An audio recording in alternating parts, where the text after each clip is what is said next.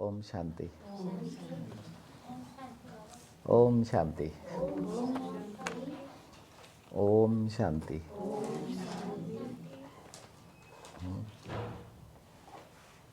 आज वृक्षपति डे है। पहले मुरली में बाबा बोला करते थे वृक्षपति डे, फिर सद्गुरुवार हुआ है ना। फिर बाबा वृक्षपति डे के दिन सारी दशाओं के बारे में बताते थे, लेकिन आज बाबा समझाते हैं कि आत्मा को साकार होने के लिए क्या क्या लगता है। निराकार आत्मा को साकार होने के लिए क्या क्या लगता है ना। जब आत्मा को घर से जन्म में आना होता है तो आत्मा में क्या परिवर्तन आता है। जैसे अभी बताया ना कि बिंदु ही बिंदु, केवल दो बिंदु के बीच में एक छोटे से मिलन है ना। दूरी बिल्कुल भी नहीं, वो भी बड़ा जूम में उतनी दिखी है, नहीं तो उतना भी नहीं होता है। तो पढ़ाने वाले तो शिव बाबा हैं है ना। आज बाबा पढ़ा रहे थे कि जन्म मरण में आने के लिए आत्मा को, देह में आने के लिए आत्मा को संस्कार तो लगते ही हैं, लेकिन भाव दो होते हैं। भाव की स्टडी करेंगे, आत्मा से सबसे पहले भाव निकलता है और भाव रूप के लिए निकलता है।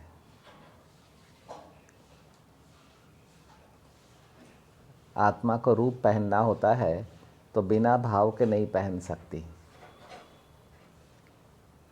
ठीक है, एक है आत्मा का भाव, यानी बिंदु रूप के लिए भाव, यानी अपने लिए भाव, उसमें आत्मा को अपनी संपूर्णता मिलती है।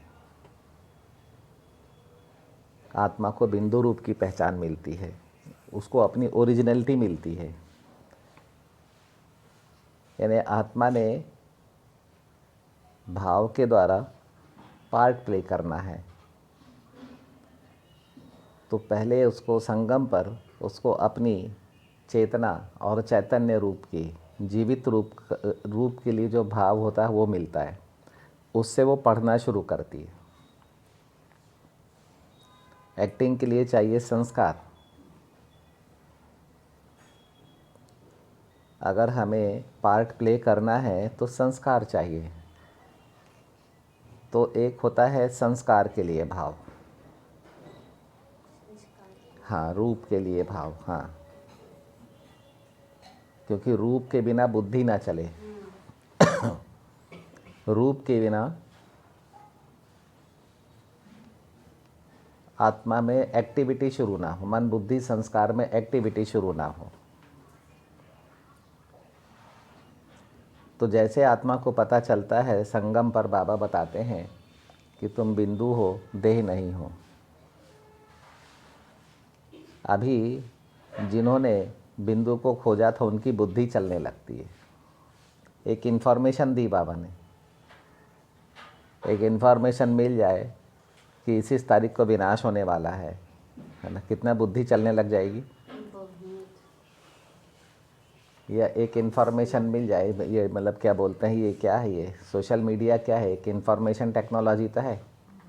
वो हमें क्या इन्फॉर्मेशन तो देते हैं, और क्या समाचार माने क्या इन्फॉर्मेशन तो है। इधर उधर के फालतू के समाचार देते रहते तो इन्फॉर्मेशन तो है, और क्या है। तो जैसे हमें आत्मा को पता चलता है कि मैं बिंदु हूँ, तो उसकी बुद्धि बिंदु रूप के लिए चलने लगती है। फिर मैं कहाँ हूँ। बाबा ने बोला मैं बिंदु हूँ, तो बाबा ने बोला है तो सच बोला है, इसमें डाउट की कोई बात ही नहीं है। मैं बिंदु हूँ माने मैं बिंदु हूँ। ब्रह्मा के बच्चों को ब्रह्मा बाप के जैसा निश्चय हो जाता है कि मैं बिंदु हूँ। अब लेकिन मैं हूँ कहाँ भाई, मैं तो इतनी बड़ी मूर्ति हूँ।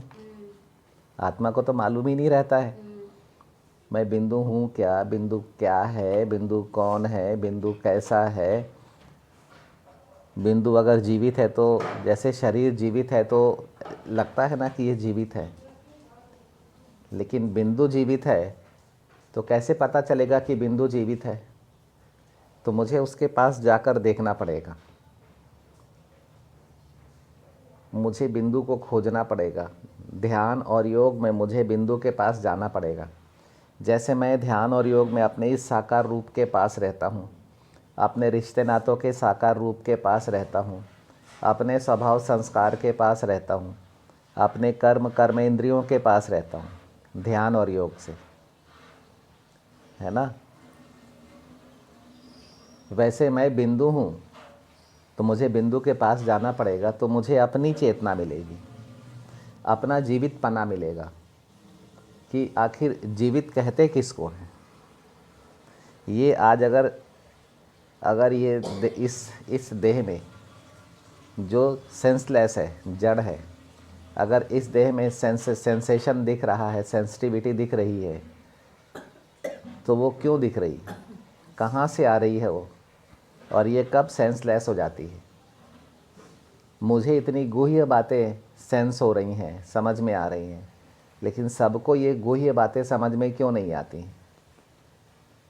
सुनाई क्यों नहीं पड़ती। व्यक्ति जैसा संस्कार या जैसा स्वभाव होता है वैसा ही सुनता है। वो उसको सुनाने की कुछ कोशिश करो, सुन कुछ लेता है। ऐसा क्यों होता है, क्या काम कर रहा है। आज मुझे भगवान की वाणी सुनाई पड़ रही है, ऐसा क्या हुआ है जिसमें भगवान की वाणी मुझे सुनाई पड़ रही है। तो मुझे मिला है अपना मूल रूप, और मूल रूप के लिए मुझ आत्मा का मूल भाव। तो मुझे मूल बातें सुनाई पड़ रही हैं। हाँ, मूल बातें सुनाई पड़ रही हैं, ओरिजिनल बातें मुझे सुनाई पड़ रही हैं, समझ में आ रही हैं ओरिजिनल बातें मेरे को,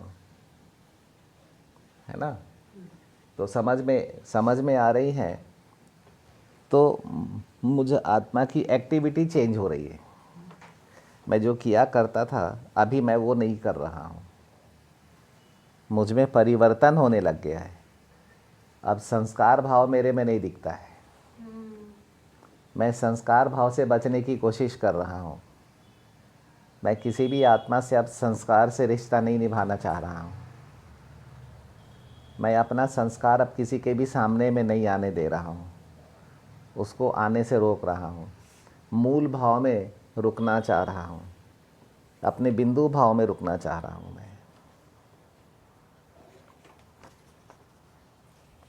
दो भाव हैं आत्मा के, भाव के बिना रूप में एक्टिविटी नहीं आएगी।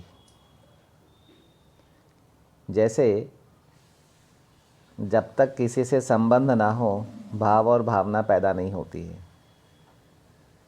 है ना।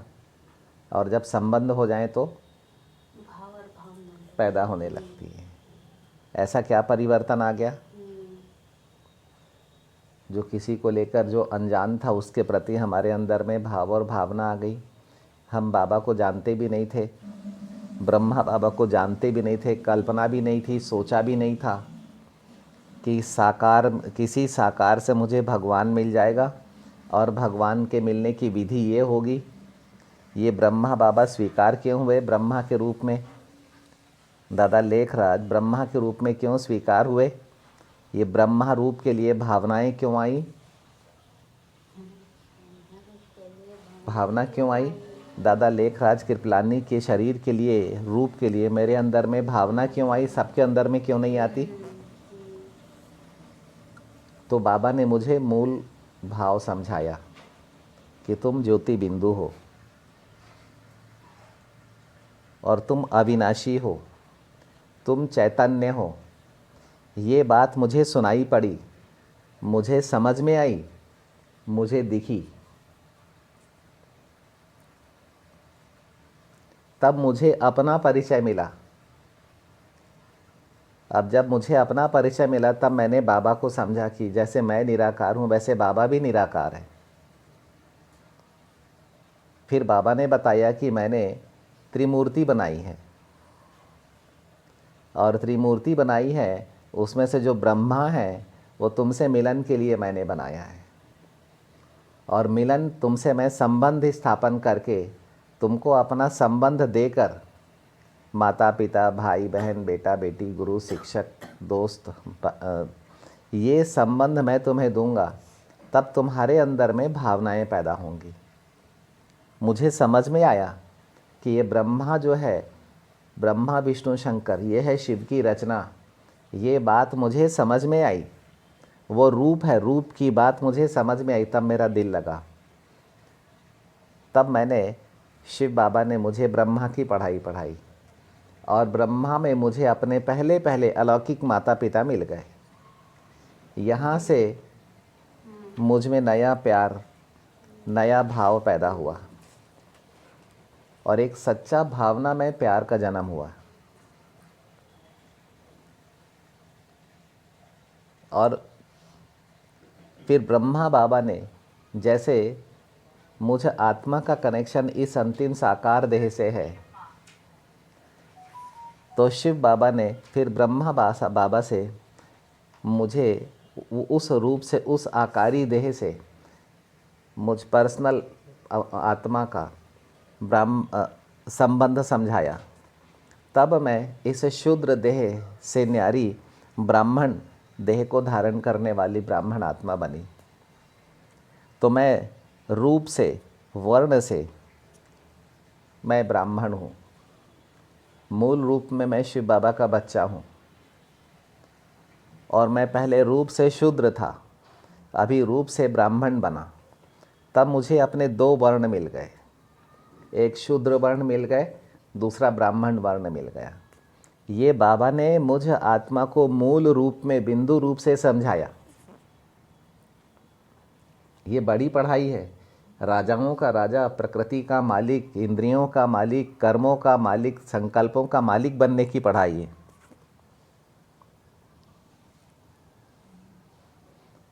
तो ये मूल भाव है। मूल भाव जब मुझे मिलता है, वो भी संगम पर 5000 साल बीतने के बाद, जब मेरा सब कुछ खत्म हो जाता है, उस समय मुझे अपना मूल भाव समझ में आता है, मुझे अपना बिंदु भाव समझ में आता है, निराकारी भाव समझ में आता है। जब तक संस्कार भाव के कारण मेरा पार्ट रहता है, मेरे को बिंदु की ओर ध्यान नहीं जाता। मेरा ध्यान कहाँ जाता है? नाम, रूप, मान, शान, पद, पैसे, रिश्ते नातों की तरफ जाता है। जब बाबा मिले तब मेरे अंदर में धीरे धीरे करके परिवर्तन होना शुरू होता है कि कुछ बिंदु जैसी चीज़ मुझ में है। भगवान भी बिंदु के समान है। आज तक ये बात नहीं मालूम थी मेरे को, इतने जन्मों भक्ति की, लेकिन हमेशा रूप की पूजा करता रहा। रूप के लिए भावनाएं थी मेरे अंदर में, मुझे मिला कुछ नहीं, कुछ भी परिवर्तन नहीं हुआ। परिवर्तन हुआ लेकिन तमो प्रधानता की तरफ, विकर्मों की तरफ परिवर्तन हुआ। मेरे जो भाव और भावना थी वो देह और अंतिम देह की ओर बढ़ते रहे, अंत की ओर बढ़ते रहे, अनादि की ओर नहीं बढ़ पाए। आदि से नीचे ही उतरते रहे, दूर ही जाते रहे। और जब अंत में सब कुछ खत्म हो गया, अब मुझे अपने मूल रूप की ज़रूरत पड़ी, लेकिन मालूम नहीं था कि मूल रूप मुझे मिलेगा कैसे। तब फिर अंत में ब्रह्मा के द्वारा शिव बाबा मिले मुझे और उन्होंने मुझे मेरा और अपना परिचय दिया। तब अब मेरा दिल जो था वो मेरे बिंदु रूप के लिए काम करने लगा, क्योंकि मैं दिलाराम का दिल वाला बच्चा हूँ।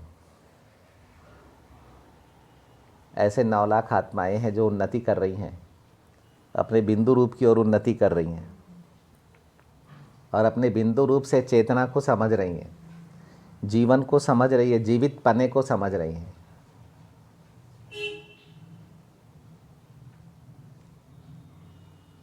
सतयुग था तो संस्कार थे, लेकिन संस्कारों के लिए भाव नहीं थे,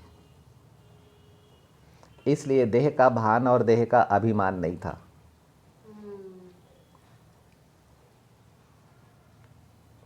इसीलिए आत्मा रूप के द्वारा प्रकृति यानी साकार देह से जुड़ती नहीं थी, चलाती थी। साकार देह थी लेकिन साकार देह से दूरी थी उसकी।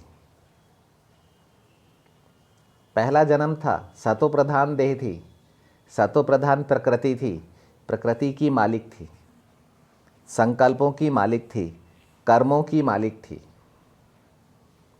यानी बहुत ऊंची थी आत्मा, क्योंकि उसका उसका जो भाव था वो आत्म भाव था, वो संस्कार भाव नहीं था। संस्कार भाव अर्थात देह भाव, देह भाव अर्थात देह भान, देह भान अर्थात फिर जाके कालांतर में देह अभिमान में परिवर्तन हो जाता है। जहाँ देह अभिमान आया तो मैं अलग और आप अलग, मैं अपना और आप पराए। जहाँ से देह भान की शुरुआत होती है वहाँ से मेरे तेरे की एक और दो की शुरुआत होती है। अगर मैं दूसरा तो तू तीसरा, अगर मैं पहला तो तू दूसरा, और यहीं से खंडन की शुरुआत हो जाती है। आत्मा का अज्ञान होने के कारण भावना और निर्णय शक्ति अलग अलग हो जाते हैं, यानी दिल और बुद्धि खंडित हो जाते हैं, खंड खंड हो जाते हैं। दिल अलग हो गया, बुद्धि अलग हो गई। ठीक है। आत्म भाव की अनुपस्थिति या कमी के कारण बुद्धि और मन टूट जाते हैं। अभी दिल कहीं जाएगा, बुद्धि कहीं जाएगी, मन कहीं जाएगा। अभी आत्मा में भटकन शुरू हो जाती है। और जीतता कौन है? जिसमें शक्ति होती है। तो मन शक्तिशाली होने के कारण निर्णय शक्ति और भावनाओं को प्रभावित कर देता है, और यहाँ से फिर मन मत की शुरुआत होती है। और मन मत संकल्प किधर जाते हैं? बाहर की ओर। तो आत्मा को जो अंतर्मुक्ता थी वो बाह्य मुक्ता मिलती है। अब उसे देह यानी नाम रूप मान शान पद पैसा मिलने लग गया, अपने ही संकल्पों से, अपने ही मन मत से। अब उसे मेरा राज्य, मेरा सिंहासन, मेरा परिवार, मेरा नाम रूप, मेरा पैसा, मेरी प्रॉपर्टी ये समझ में आने लग गई। मेरा मान सम्मान ये समझ में आने लग गया। उसकी सरलता खो गई। हाँ, यहाँ तक भी ठीक है, चलेगा। लेकिन तब तमो प्रधान कलयुग आया तो वहाँ से फिर आत्मा का जो देह भान था वो देह अभिमान में बदलने लग गया। अब मैं आत्मा दुखी होने लग गई और दुख देने लग गई, और दुखों से निकलने का कोई रास्ता नहीं था मेरे पास। ये हो रहा है संस्कार भाव के कारण। आत्मा देह से जुड़ने के लिए संस्कार से उसको प्यार करना पड़ा। संस्कार ड्रामा से मिला, ड्रामा बुद्धि में है। संस्कार से वो एक्टिंग करती, पार्ट प्ले करती। संस्कार के कारण आत्मा को नर और नारी भाव मिला। बुद्धि के कारण नर और नारी भाव या आत्म भाव के कारण नर या नारी भाव एक हो जाता है। फिर वो फरिश्ता बनने लगता है संगम पर। लेकिन ये 5000 साल तक मुझे पता नहीं चला कब मैं आत्म भाव से संस्कार भाव अर्थात देह भान में आ गया, और कैसे मैं अपने को नर और नारी समझने लगा। और उसके बाद में अपनी अपनी ही कमियों के कारण, अपने ही आंतरिक कमियों के कारण अंदर के रूपों को नहीं पहचान पाया, मैं सूक्ष्म रूप को नहीं पहचान पाया, मैं स्थूलता की ओर चला गया, तो मैं दूसरे की देह में इन्वॉल्व होने लग गया। ह्यूमन साइकोलॉजी यहाँ से बिगड़ी है। तो धर्म भी खंडित हो गया, अनेक धर्म आ गए, राज्य भी अनेक हो गए, दूसरे धर्म वाले भी आकर भारत पर राज्य करने लग गए। क्यों? धर्म भी खंडित हो गए ना। देवी देवता धर्म, अखंड धर्म जो था वो बीत गया। आदि सनातन देवी देवता धर्म था, बीत गया। अभी मन बुद्धि संस्कार का जो बल, संगठित बल था, वो खंडित हो गया। तो नाम रूप देश काल ये सब खंडित हो गए। अभी साकार दुनिया में दूसरे धर्म वाले आए तो उन्होंने अपना देश, अपना रूप, अपना काल अलग कायम कर लिया, अपनी वैल्यू अलग ले गए, वो भारत से अलग हो गए। इस तरीके से भारत खंडित होने लग गया। नाम रूप देश काल अलग अलग होता चला गया, धर्म अलग हुआ, राज्य अलग हुआ। जो दूसरे धर्म वाले हैं उनको राजाई करना नहीं आता। राजाई का मतलब ही होता है दिल को, सब आत्माओं के दिलों को पालना देना, दिलों को जीतना, अपनी नहीं चलाना। हर आत्मा के दिल को जीतना, तब वो हमें स्वीकारेगी। जब तक स्वीकारेगी नहीं तब तक हम किसी के दिल के राजा कैसे बन सकते हैं। ये राजाई एक परिवार है, ये राजाई राजा और प्रजा नहीं है, ये राजनीति लोकतंत्र नहीं है, ये राजतंत्र है। राजतंत्र अर्थात किसी के दिल में बसना। जैसे भारत में भक्तों के दिल में भगवान बसते हैं, वैसे सबकी सेवा करके उनके दिल में बसना। लेना नहीं, देना। जो लेने वाले होते हैं वो दूसरे होते हैं, जो देने वाले होते हैं वो अपने होते हैं। पहले होते हैं। हाँ, अपने होते हैं। अपने होते हैं। तो इसलिए दिलों में बसना, सच्चा बनना। दिलों पर राज्य करने के लिए मुझे सच्चा बनना पड़ेगा, मीठा बनना पड़ेगा, अपनी बुराइयों को समर्पण करना पड़ेगा बाबा के सामने में, भगवान के सामने में। तब जाके मैं किसी के दिल पर, इसको राजाई कहा जाता है। राजाई का मतलब ये नहीं होता राजनीति, कूटनीति और कुछ भी उठ पटांग बातें हैं। राजाई का मतलब तेरा मेरा नहीं होता है। मैं राजा हूँ तो मंत्री है, मैं प्रधानमंत्री हूँ तो छोटा मंत्री है, प्रधान मैं हूँ। राजाई का मतलब ये नहीं होता है मंत्रियों में भी किसी को बड़ा कर दिया, मंत्रियों में भी किसी को छोटा कर दिया। कंट्रोलर कोई है ही नहीं, राजाई कोई है ही नहीं। वहाँ पर राजाई एक से चलती है पूरी। राज्य सत्ता, धर्म सत्ता, विज्ञान सत्ता सिर्फ एक चलाता है, वो रहता है विश्व महाराजन। और चलाता कैसे है? वो इंद्रिय जीत होता है, जगत जीत होता है, माया जीत होता है, संकल्प जीत होता है, कर्म जीत, कर्मातीत होता है। वो उसकी बेहद की बुद्धि होती है। वो प्रकृति को भी चलाने वाला होता है, समय को भी चलाने वाला होता है। स्वाभाविक तौर पर उसको मालूम नहीं होता है कि मैं इतना बड़ा काम कर रहा हूँ। जैसे अभी ये किसी को नहीं मालूम है कि ये सृष्टि चक्र घूम क्यों रहा है, ये किसी को भी नहीं मालूम है। ये रोटेटरी बल कहाँ से आ रहा है, पावर कहाँ से आ रही है, ये पृथ्वी अपनी धुरी में घूम क्यों रही है, ये किसी को नहीं मालूम। पृथ्वी अपनी कक्षा में क्यों घूम रही है, ये किसी को नहीं मालूम। सूर्य के चारों तरफ समय चक्कर लगा क्यों रही है वो, ये किसी को नहीं मालूम है। और गति के कारण समय और 5 तत्वों की अनुभूति होती है। गति को रोक दिया जाए तो ना समय की अनुभूति होगी और ना ही जल, वायु, धरती, अग्नि, आकाश की अनुभूति होगी। और गति होती है सिर्फ और सिर्फ आत्मा में। चेतना आत्मा में है।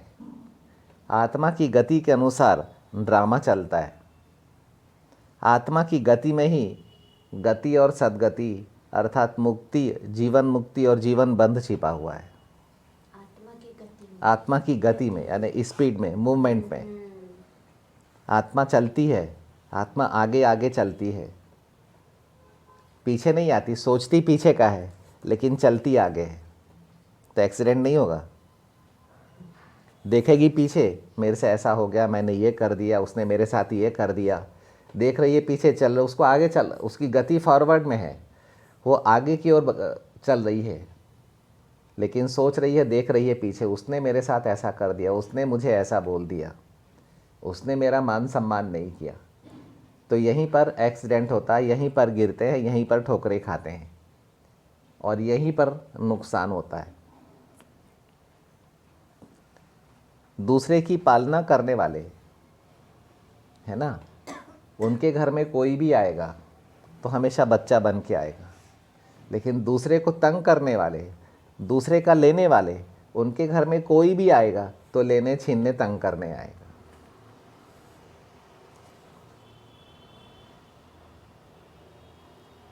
और खुद पढ़ने वालों के घर में पढ़ने वाले आएंगे।